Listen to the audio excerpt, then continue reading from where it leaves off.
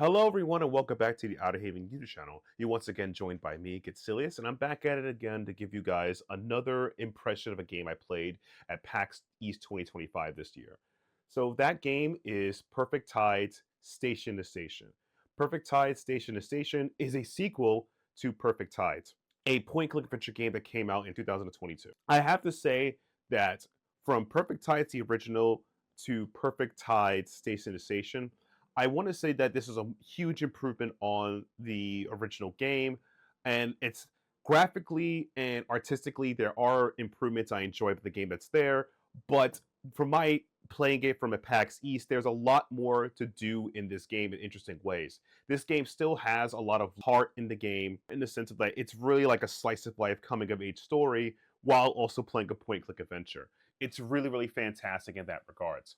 You play Mara Whitefish in the first game, who was originally a high schooler, and now you're playing a full-fledged college student, which is, the whole like of living college. This game hits a lot of nostalgia points for me simply because of myself, who lives in this fictional city that that Mara Whitefish is in, yes, in New York City, and it hits a lot of nostalgia points because a lot of the elements of the city that are there are no longer there because as you live in a city or anywhere else, time changes. So I do feel a little nostalgic when I see some old coffee shops or stores or even references to things like, the dollar pizza, some dollar pizza joints or etc. So I found that really cool. Or even some buildings because things change over time. I think I was talking to the developer Meredith Gran, and I was saying, "Hey, that bistro's no longer there anymore. That's a restaurant now." She's like, "Yeah, I know it's a restaurant." I'm like, "Yeah, things change."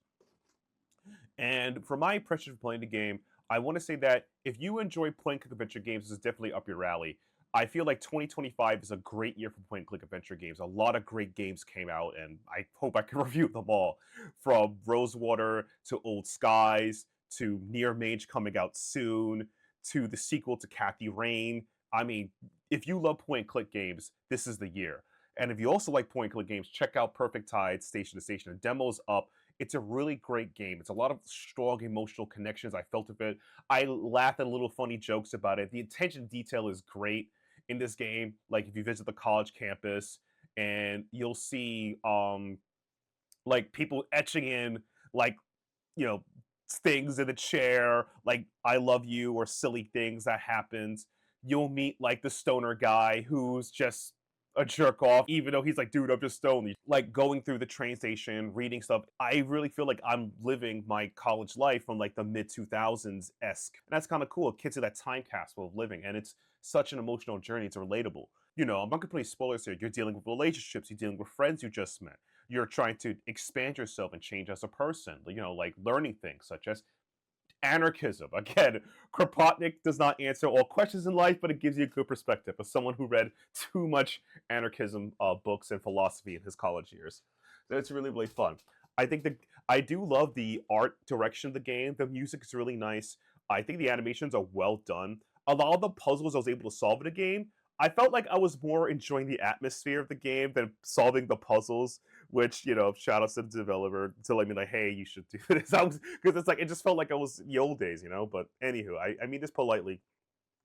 The puzzles aren't really that hard per se. It's very logic based. It's very kind of good thinking through. I describe the puzzles like a strong logic core, similar to if you guys ever played Dave Gilbert games such as the Blackwell series. That like the logic's within the realm of the world, so it works pretty well. I do love the new mechanics of the game, such as having a cell phone and reading books and learning when you learn things of macro and using computers. The and you can actually talk to people, ask them questions about other people, like what do you think about this person, what do you think about this person, about this topic, and that kind of helps you throughout the series.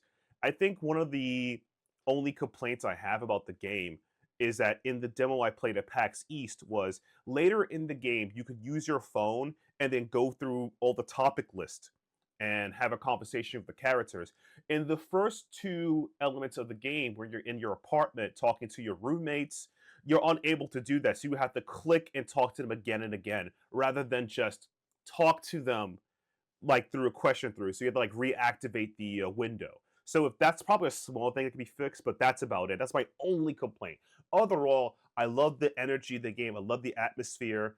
I love how this is a great time capsule representation of early New York during the time I was, going to college, whatnot. I think this game is gonna be fantastic. If I'm really looking forward to seeing the heartbreak and changes of Mara as she grown from her first game as a teenager in Perfect Tides to Station to Station. So I can't wait to try it out. Overall, I really do recommend you guys check this game out. It's really fun. The demo is available on Steam. If you love point and click games, it's up your alley. 2025 is a great year for point and click games, and this is going to be up there on that list too. So if you haven't already, check the game out, wishlist it on Steam, and I hope to see you guys in the future. Bye bye, everybody.